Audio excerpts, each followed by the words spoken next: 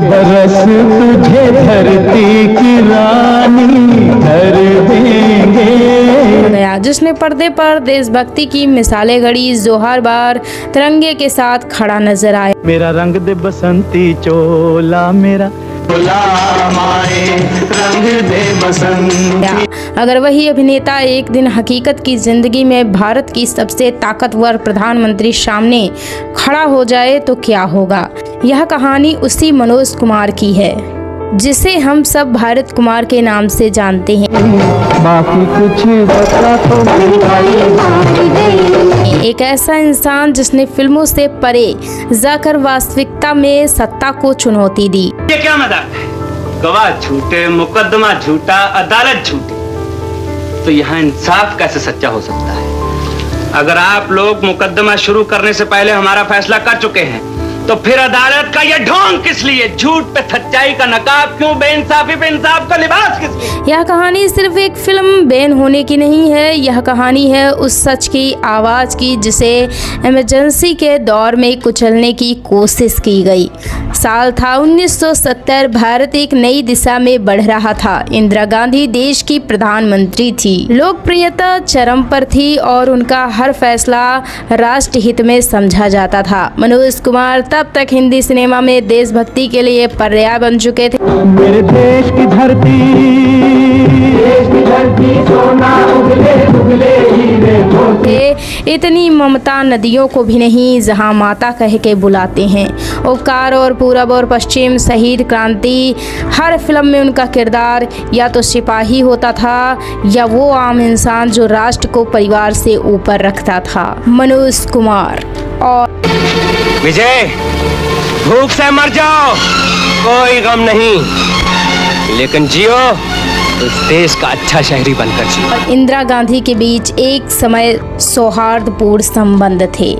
दोनों का लक्ष्य एक था, देश हित। मनोज की फिल्मों को सरकार भी सराहती थी, यहाँ तक कि कई बार उन्हें सरकारी आयोजनों में आमंत्रित किया जाता था। लेकिन जल्द ही यह रिश्ता टकराव में बदलने वाला था। 25 जून 1975 एक ऐसा दिन जब पूरा देश अचानक चुप हो गया। इंदिरा गांधी ने देश में आपातकाल यानी इमरजेंसी की घोषणा की। लोकतंत्र का गला घोटा गया, अखबारों पर सेंसर लगा, राजनीति नेताओं को जेल भेज दिया गया और आम जनता को आवाज उठाने से रोका गया।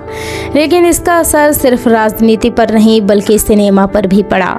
फिल्में अब सिर्फ मनोरंजन का साधन नहीं थी। सरकार को डर था कि फिल्में जनता को भड़का सकती हैं। इसलिए जिन कलाकारों ने इमरजेंसी का विरोध किया उनकी फिल्मों पर बैन लगाना शुरू हो गया और इस फेल लिस्ट में सबसे बड़ा नाम था मनोज कुमार। मनोज कुमार उस समय एक बेहद अहम फिल्म बना रहे थे, 10 नंबरी। फिल्म रिलीज से पहले ही सूचना और प्रसारण मंत्रालय ने बिना कोई ठोस वजह बताए फिल्म को रोक दिया। इसके बाद जो हुआ वह भी चौंकाने वाला था। उनकी अगली फिल्म थी शोर, एक भावनात्मक कहानी, एक बाप की अपने बेटे के लिए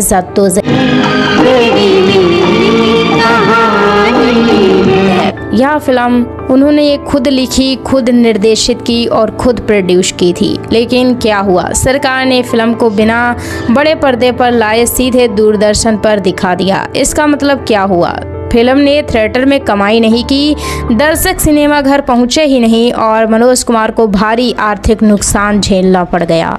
अब कोई और होता तो हार मान जाता, लेकिन मनोज कुमार वह तो क्रांति वाला आदमी था। उन्होंने वह रास्ता चुना जिससे लोग डरते थे। सरकार के खिलाफ कोर्ट में केस वह अकेले थे, पीछे कोई संगठन नहीं, कोई गॉडफादर नहीं, सिर्फ अपने सच पर विश्वास। हफ्तों कोर्ट के चक्कर काटे, मीडिया में खबरें दबा दी गई, फिल्मी दुनिया ने चुप्पी साध ली, लेकिन मनोज अड़े रहे और आखिरकार न्याय की जीत हुई। कोर्ट ने कहा सरकार गलत थी, मनोज कुमार की फिल्म को अनावश्यक रूप से नुकसान पहुंचाया गया।